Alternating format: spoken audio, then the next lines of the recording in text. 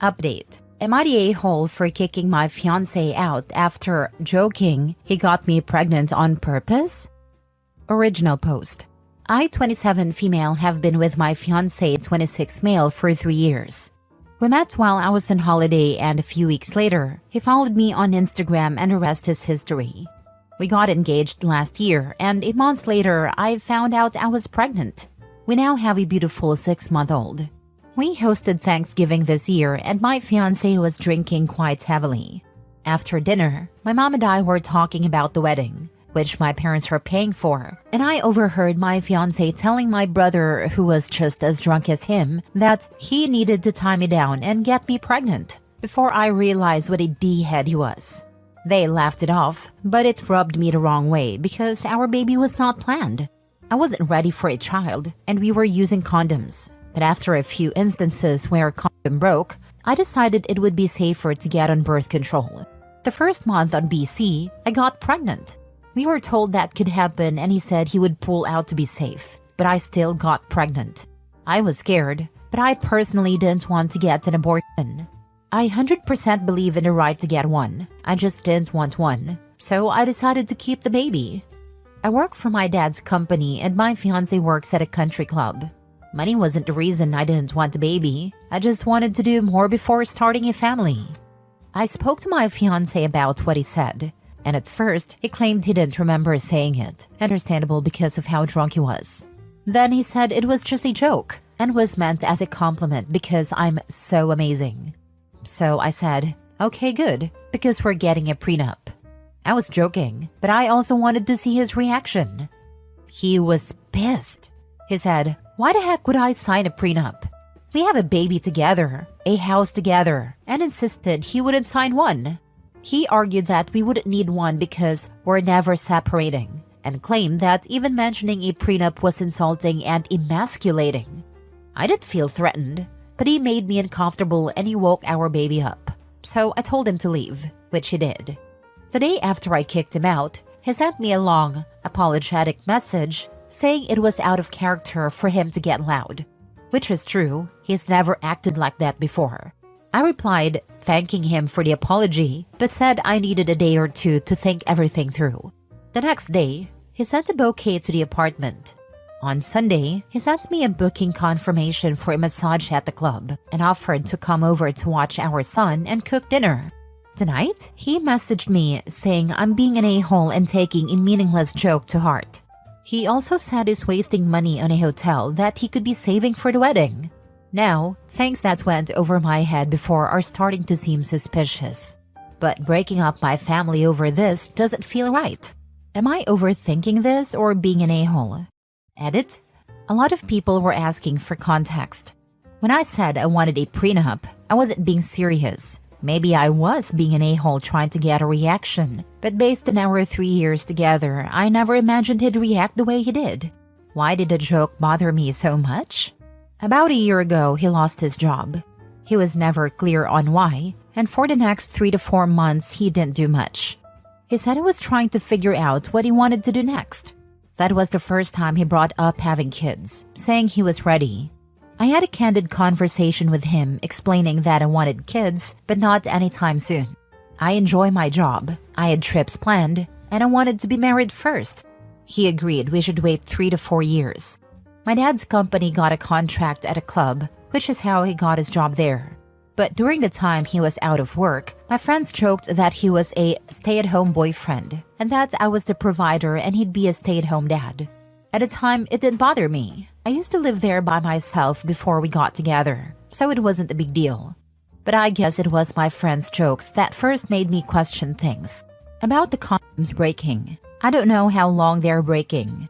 A lot of people are saying they've never had that happen. The first time I noticed, it looked like it had split.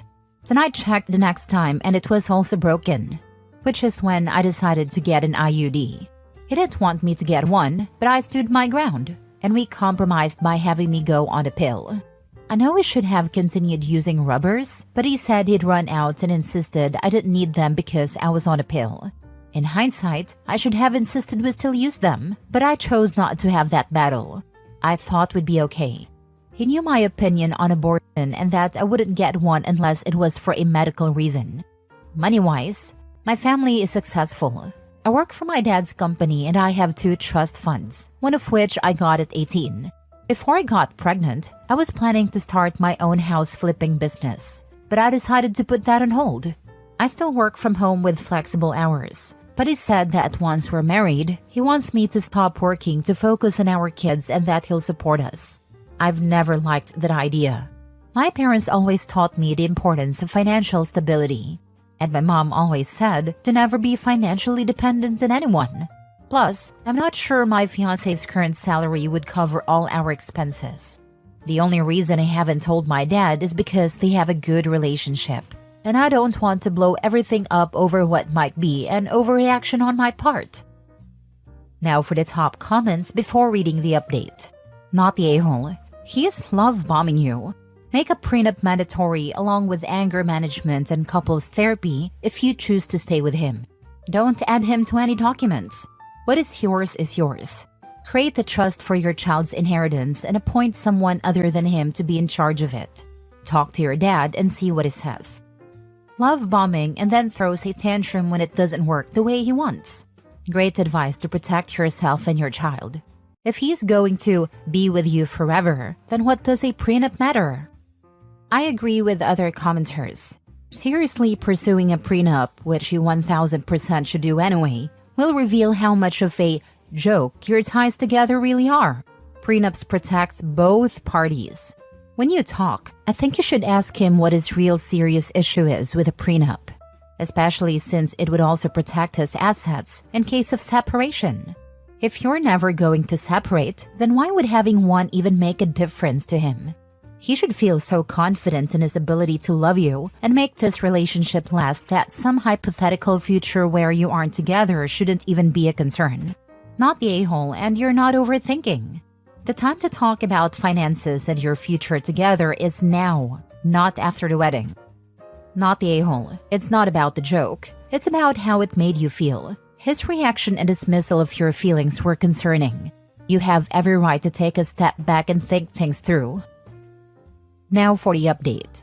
I-23 female made a post last week about a joke my fiancé 26 male made at Thanksgiving while drunk. For those who haven't seen my older post, he joked that he got me pregnant to tie me down, and I didn't know what to make of it, so I posted here to get outside opinions. I initially didn't want to talk to my friends or family about it, because they're all quite close to him and I didn't want to make a mountain of a molehill and cause a rift in their relationships. Yesterday, we had a conversation about where I was at. He said he couldn't go back to the hotel because they kicked him out for smoking in the room. He had stopped smoking while I was pregnant but said I was stressing him out. He insisted he had to stay at the apartment. While I was on the phone with one of my friends in the bedroom, he came in, took the phone from me, and told me to come eat. While we were eating, he said he understood what I had said and that things needed to change for us to move forward. He then proceeded to list all the things I needed to do to make things better. His tone throughout the conversation made me uneasy. I texted my dad, saying he was making me uncomfortable when my fiancé wasn't looking. I went to check on the baby, and when I came back, I saw him take my keys out of my purse but didn't say anything. He took my silence as agreement to everything he said and went to bed instead of the couch as we had agreed, like everything was normal. I stayed in the living room and my dad, bless him, drove 6 hours to come get us. My dad arrived at the apartment around 5 a.m. while my fiancé was still sleeping, and we left. My son and I are now at my parents' house. My fiancé has been blowing up my phone since this morning. I sent him a text as we were driving off, saying he wasn't respecting the fact that I needed space and time to figure everything out. I told him he could stay in the apartment and I'd stay at my parents' house. We haven't officially broken up or called the wedding off. My parents, who have paid for the wedding, have said they don't care if I want to cancel it, but I feel bad. I just want to say thank you to everyone who replied to my original post and messaged me privately. I didn't think people would care about me. I feel like every option I have is bad. The thought of being a single mom is scary. If my fiancé's behavior gets worse, that would be awful. If we cancel the wedding and cost my parents thousands of dollars, I'll feel guilty. And if we break up altogether, we just got a house together. We're both on the mortgage, and we have joint accounts. Being without him for good is also scary. He sounds crazy, and not the type of person you'd want to spend your life with. Not the a-hole. What he said was really insensitive. Getting a woman pregnant on purpose, especially when it's not planned and you made it clear you didn't want that, is a serious matter. I believe you should seek legal advice. Though I'm no expert, you're not the a-hole. You did the right thing. Warm hugs to you. I hope you figure it out. It wasn't a joke. It's what he actually did. He just accidentally said it out loud too early because he thought he had her locked down. Your dad is freaking awesome. He really is. The fact that he jumped in the car immediately to drive 6 hours also shows how much of a douche your fiancé is perceived to be by others. Your dad was probably thinking, finally, the rose-colored glasses have fallen. OP, stay gone. This guy is bad news. He got you pregnant, laid down the law, and hid your car keys. Don't feel bad about your parents losing money over the wedding. From what you've told us about his latest stunt and your friend's commentary about him, trust us, they are pleased as punch that he finally revealed himself to you in terms you can't ignore. I'm guessing you've been biting their tongues, but despite their concerns, chose to respect and support your choices. The money is insignificant compared to the emotional and psychological price you would have paid by staying in this abusive relationship. They said they didn't like how we were getting so serious so fast, or how he moved into my apartment. But then I got pregnant and they didn't want to seem unsupportive. Last story. Am I the a-hole for not letting my daughter's grandparents take her this Christmas? I, 30 female, am the single mother of Clara, 2 female. My pregnancy wasn't planned. I had a no-strings-attached relationship with her father Jack, 30s male, for 7 months when I became unexpectedly pregnant. He lived in another state but visited my city monthly for business, and we hit it off after meeting in a bar. We considered our options regarding the pregnancy, but I decided to keep the baby. Jack wanted to be part of her life, so we planned to raise her together as co-parents, not as a couple.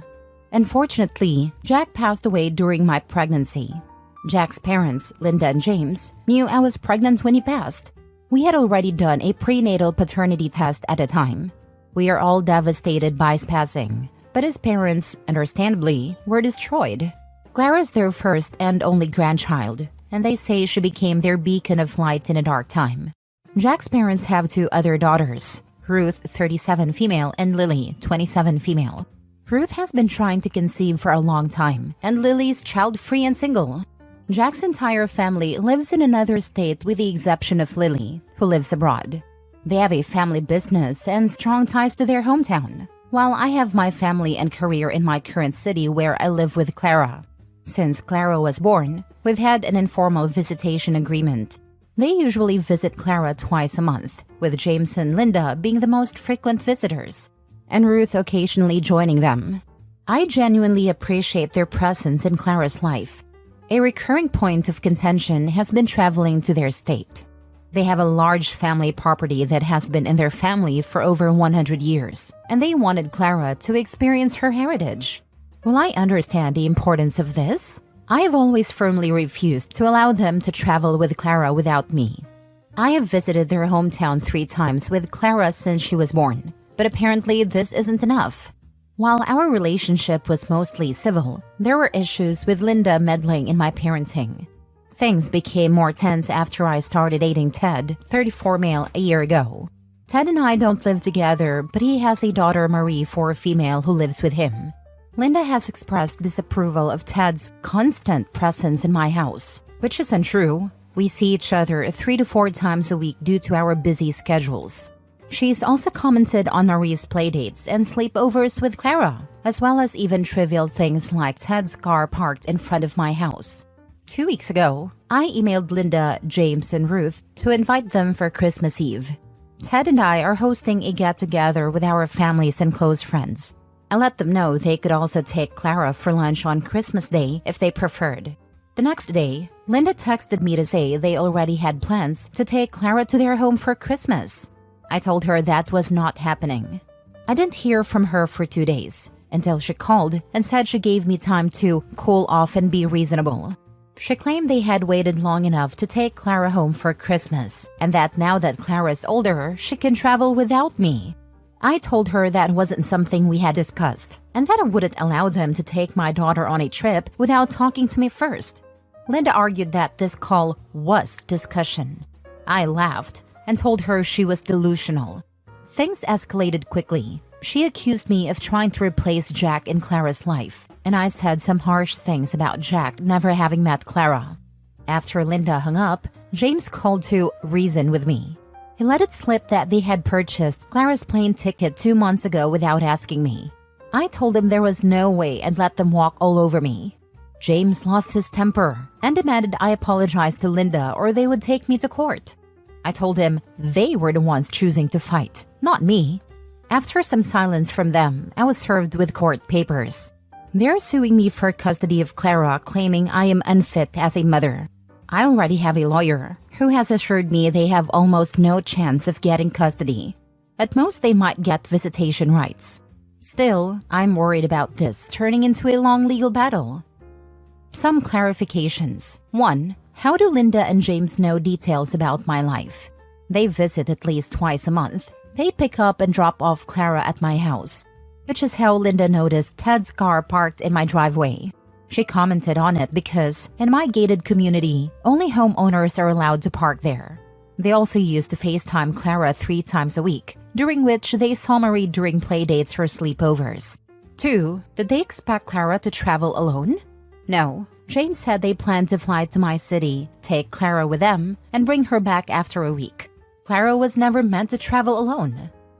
3. Do I think they would kidnap her? I don't know. Their behavior has made me paranoid.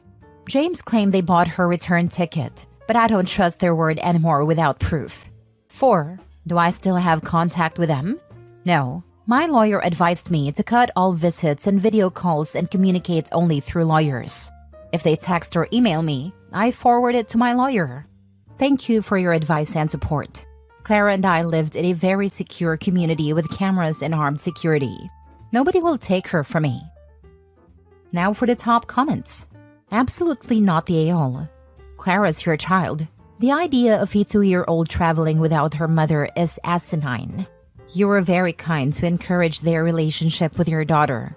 However, they are taking things way too far. They will not get custody. Do not allow them any contact with Clara. They may try to take her. They've made their intentions clear. Any further communication with them will be twisted and used against you. Congratulations on your new relationship. You deserve happiness and peace. Thank you for validating my feelings. Just as a heads up, I would bet money they'll call a false CPS case on you. Talk to your lawyer about the possibility and what you can do to be proactive before it starts. Not the a-hole. They bought plane tickets 2 months ago without asking you? That's not planning ahead. That's delusional. You are Clara's mom, not some vacation rental they can book on Airbnb. Exactly. That's what ticked me off the most. Who does that with someone else's child? They act like Clara's their child, not mine.